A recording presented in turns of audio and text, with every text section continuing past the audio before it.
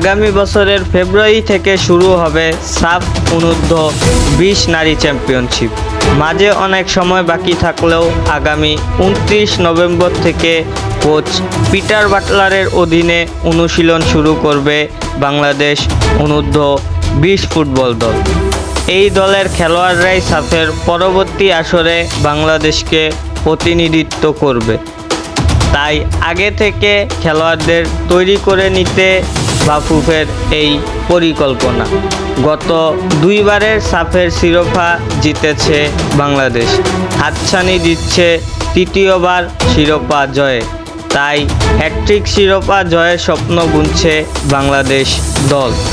এই মিশনে আগে থেকে নিজেদের তৈরি করে নিতে নিজেদের অনূর্ধ্ব-20 দলের দিকে বিশেষ নজর দিচ্ছে ফেডারেশন। কারণ এই বয়সভিত্তিক খেলোয়াড়রাই আগামী সাফের দলের মূল চালিকা শক্তি হিসেবে কাজ করবে। তাই সময় নিয়ে কোচ পিটার বাটলারের অধীনে তাদের তৈরি করে নিচ্ছে। আগামী 29শে নভেম্বর থেকে সাফ অনূর্ধ্ব-20 দল তাদের অনুশীলন শুরু করবে।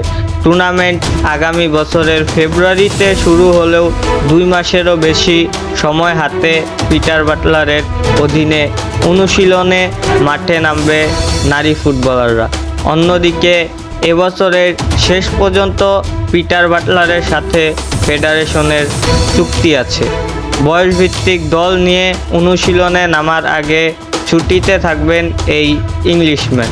ছুটি কাটিয়ে খেলোয়াড়দের নিয়ে ক্যাম্প শুরু করবেন পিটার বাটলার।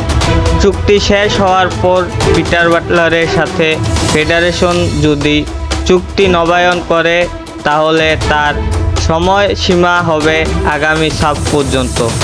বয়সভিত্তিক দলের হয়ে পিটার বাটলারের দায়িত্ব পাওয়ার পেছনে এটি একটি মূল কারণ। চুক্তি নবায়ন করলে তার অধীনে হ্যাট্রিক সাফ জয়ের মিশনে যাবে বাংলাদেশ। এছাড়া ধারণা থেকে সম্পূর্ণ আলাদাভাবে কাজ করেন coach Peter Butler. Coach Peter বাটলারের কাছে মাঠের পারফরমেন্স করাই সব। নামে ভরা একজন খেলোয়াড় যতই বড় হোক না কেন, কোচ পিটার বাটলারের কাছে তা নগণ্য। এই জন্য অন্যদের থেকে কোচ পিটার বাটলার আলাদা এবং ফেডারেশনের পছন্দসহই কোচ।